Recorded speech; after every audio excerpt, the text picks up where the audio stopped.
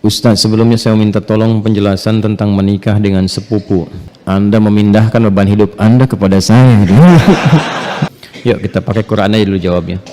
Bagi saya tetap hukum aja yang didahulukan. Ini hukumnya boleh, tapi akhlak itu yang diutamakan.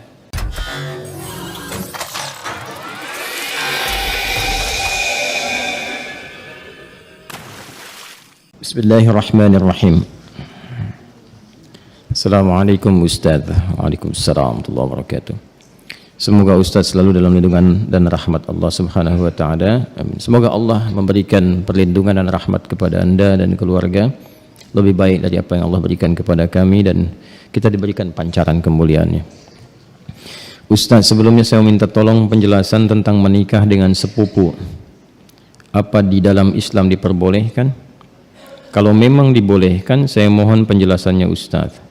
Karena saya ada berhubungan dengan sepupu. Kebetulan ayah saya dan ayahnya adik kakak. Kenapa kebetulan? Ya, emang adik kakak kan, bukan kebetulan ya. Ya, kebetulan ayah saya dengan ayahnya adik kakak. Ayah saya yang paling tua. Dan kami berdua ingin menikah tapi terhalang restu orang tua. Karena mereka menikahi sepupu, karena kata mereka menikahi sepupu itu tidak boleh karena masih satu bapak. Kami sudah memberikan penjelasan kepada orang tua, tapi orang tua masih kekeh dengan pendapatnya. Kami hanya ingin halal agar kami terhindar dari maksiat. Kami mohon kepada Ustadz untuk memberikan penjelasan tentang hukum menikahi sepupu. Dan kalau boleh, kami minta tolong divideokan ya Ustadz, agar orang tua kami bisa memahaminya dan memberikan restu kepada kami. Sebelumnya terima kasih banyak ya Ustaz. Syukran, jazakallah. Anda memindahkan beban hidup Anda kepada saya. Tidak apa-apa, ini biasa. Ya, mau dijawab? Yuk kita pakai Quran aja dulu jawabnya. Buka Quran surah ke 33 Al-Ahzab ayat 50. Quran surah 33 ayat 50. Tolong diambilkan kursi satu lagi. Biar duduk. Kursi satu lagi. Minta kursi. Ada? Kita langsung aja ya supaya nggak terlalu panjang. Hukum pernikahan dengan sepupu. Ada sepupu, ada keponakan, beda ya. Baik. Ini kan kasusnya begini. Ada adik kakak, ya. Kemudian masing-masing punya anak, kan? Anaknya ini saling punya rasa, ya, saling mencintai. Baik ya, masih ingat yang pernah saya sampaikan? Bukan 2 tahun lalu, kemarin malam Jumat, ya, baik ya. Dan rasa ini ingin disalurkan dalam bentuk yang halal untuk pernikahan. Menikahi yang yang dicintai, menikahi yang dicintai itu harapan. Tapi mencintai yang dinikahi itu kewajiban. Jelas? Baik ya? Nah sekarang ada harapan enggak untuk menikahi yang dicintai itu? Dia punya rasa cinta antara sepupu ini, ya, anak dengan anak, maka boleh enggak hukum nikahnya? Yuk kita lihat di Quran ya, surah ke-33 ayat 50. Ada ayatnya? Dibaca. A'udzubillahi minasyaitonirrajim. Bismillahirrahmanirrahim. Ya ayyuhan nabiyyu inna ahlalna laka baik azwajaka allati ataita ujurahunna wa ma malakat baik yaminuk mimma afa Allahu alaih. Setelah itu wa banati ammika wa banati ammatika wa banati khalika wa banati khalatika. Terus ya, sampai situ dulu karena sesuai pertanyaan. Baik kan? Wa mar'atan mu'minatan in wahabat nafsaha lin nabi ya. Nah, itu nanti diteruskan ayatnya kemudian. Yuk kita lihat. Saya berdiri sebentar untuk menggambarkan dulu ya sejenak. Wahai Nabi sallallahu alaihi wasallam, dengan keagunganku kata Allah, dihalalkan bagimu untuk menikahi perempuan-perempuan yang kualifikasinya dibenarkan secara agama. Terus ya? Sepanjang engkau siapkan pula, ya, mahar yang engkau siapkan. Kemudian juga dibolehkan dengan kualifikasi-kualifikasi tertentu. Jadi dalam pernikahan itu ada yang tidak diperkenankan menikah, ada yang dibolehkan menikah. Nanti yang tidak diperkenankan diantaranya di ayat ke-23 surah keempat itu, surah An-Nisa ayat 23. Ayo yang jomblo fisabilillah tuh dituliskan dulu itu ya, ada berapa kualifikasi itu. Nanti kalau cari-cari jodoh jangan memaksa pada yang itu ya, itu yang tidak boleh. Hurrimat alaikum ummahatukum, ibumu nggak boleh ya kan, kemudian juga saudarimu nggak boleh ya kan. Nanti ada kualifikasinya sampai dengan yang ke bawahnya ya, atau kurang lebih ada 11 yang disebutkan di situ. Itu yang tidak diperkenankan. Nanti ayat 12-nya sebagai tambahan. Jadi yang ayat 23 itu yang disebut dengan mahram. Ayat 24-nya istri orang. Jadi kalau sudah jadi istri orang jangan dipaksa ya. Paham? Baik, termasuk nanti ada hadis sahih di Al-Bukhari dan Muslim, hati-hati bergaul juga dengan ipar ya, karena itu bisa menanamkan panah-panah setan ya, menghadirkan dalam jiwa itu benih-benih seperti rasa suka. Itu hati-hati, bisa jadi pengantarnya curhat ya, lama-lama hilang gitu. Nah itu yang dipersoalan ya. Saya tidak ingin lompat terlalu jauh, kita kembalikan. Nah itu yang dilarang, yang tidak diperkenankan. Yang boleh siapa saja dari jalur kekerabatan ya. Di An-Nisa ayat 23 ibu nggak boleh, bibi nggak boleh gitu kan. Bibi kemudian baik itu dari pihak ibu ataupun dari pihak ayah ya. Kemudian saudari nggak boleh, sepersusuan nggak boleh gitu kan, menantu nggak boleh ya. Kemudian nanti ada anak-anak bawaan juga dari istri yang dinikahi, itu nggak boleh. Menyatukan ya adik kakak itu nggak boleh. Baik istri orang itu nggak boleh. Di luar itu yang boleh apa ya, di luar itu yang boleh apa? Teruskan. Satu, kalau dari jalur kekerabatan yang paling dekat, anak paman. Baik ya. Obanati ammika. Anak paman berarti sepupu kan? Ya kan? Baik. Ini saya sebut kakek sajalah. Ya. Kakek punya anak kan? Ya. Ini A, ini B. Ini anaknya laki-laki, ini laki-laki juga. Oke? Sudah. Ini ayah lah ya, untuk memudahkan. Ini bapak.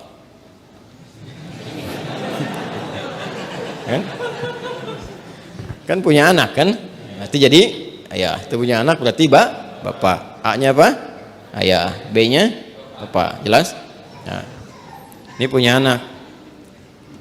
Baik ya. Ini X. Yang ini ya kan? Ini Y. Baik. Yang ini perempuan Y. Yeti misalnya kan? Ya. Ini Safi. Ya. Kalau dia punya anak beberapa misalnya Safi, Messi, misalnya siapa lagi ke bawah misal. Ini laki-laki. Ini perempuan. Nah, ini sepupuan kan? Ini kan? Ya, halo? Ini dengan ini sepupu ya? Baik. Nah, ini Yeti dengan Safi ada rasa saling mencintai.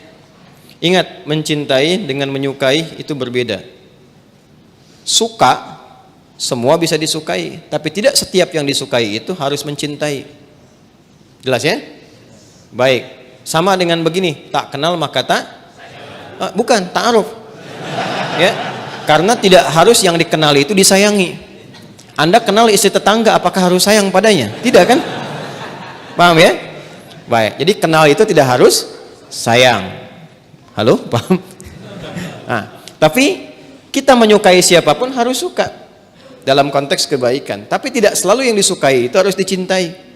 Cinta itu diikat dengan nilai-nilai yang baik. Karena itu bagus pertanyaannya, ingin tahu rambu-rambu agama supaya tidak keluar dari nilai-nilai itu, supaya tidak masuk dalam jerat-jerat setan. Apa hukumnya kemudian kalau ini ingin menikah dengan ini? Ini ada anak paman nih. Ini kan kesini paman kan? Ya kan? Ini ada anak pamannya nih, anak pamannya. Apa hukumnya kalau saya ingin menikah dengan anak paman? Maka dijawablah kemudian di Al-Ahzab tadi di ayat yang ke-50. Wa banati ammika wa banati ammatika. Ya, wa banati khalika wa banati khalatika. Am itu paman dari ayah. Khal paman dari ibu. Ammah, ammatun, ya, itu bibi dari ayah. Jadi ayah misalnya punya saudari perempuan, bibi kan? Ya. Baik, ibu kan punya juga ya, saudari ya. Nah, dari ibu itu disebut dengan khalun dan khalatun, dari ayah disebut ammun dan ammatun. Jelas? Baik. Jadi hukumnya kalau ingin menikah antar sepupu boleh-boleh saja karena ini bukan mahram. Ya. Jelas? Sampai sini boleh. Kalau ditanya apakah boleh menikah antar sepupu? Boleh. Sepanjang tidak ada sebab-sebab lain yang mengharamkan itu. Apa sebab-sebab yang lain? Ini hukum asalnya boleh. Tapi nanti ada sebab-sebab lain yang menjadikan terlarang. Misal, ini hukum asal boleh, tapi ternyata ibunya Safi misalnya saat Safi lahir, ASI-nya macet. Maka minta kepada ibunya Yeti untuk bisa di-share ASI-nya. Ya kan? Halo? Ada yang salah? Share, like, and comment, ya kan? Baik. Kalau ini kemudian mendapatkan ASI yang sama dari ibunya Yeti, ya, sini ada ibu misalnya, jadi saudari atau saudara sepersusuan, dia walaupun sama-sama sepupu tidak menjadikan keduanya boleh menikah karena ada hubungan mahram birradha'ah.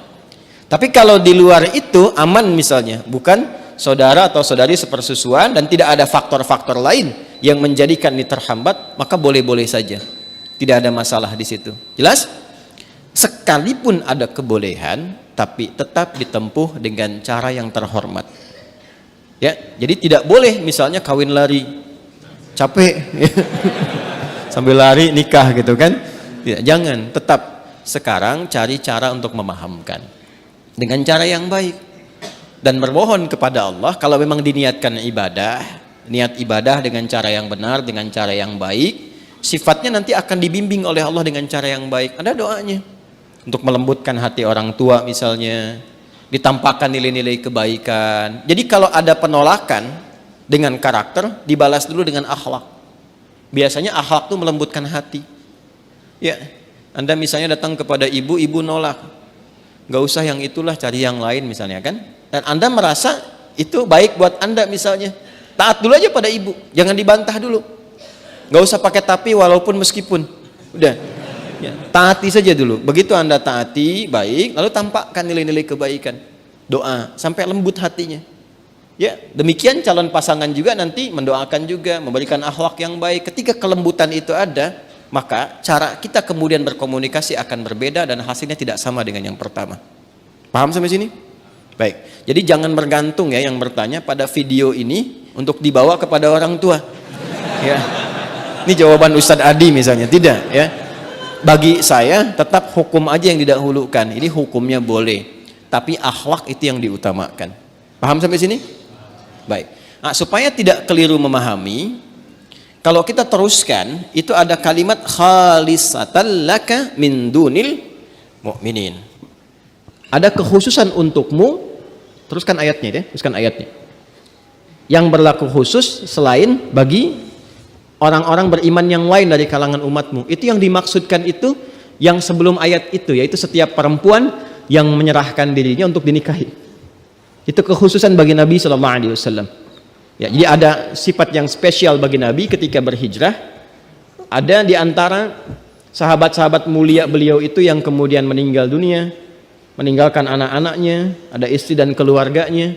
Ya, kemudian Nabi diperintahkan oleh Allah Subhanahu wa taala bagi perempuan-perempuan tertentu khusus, jika Nabi meridainya, akhlaknya, kemuliaannya, kebaikannya, support untuk dakwahnya, dan dia datang untuk menyerahkan dirinya untuk dinikahi, boleh-boleh saja, silahkan gitu kan.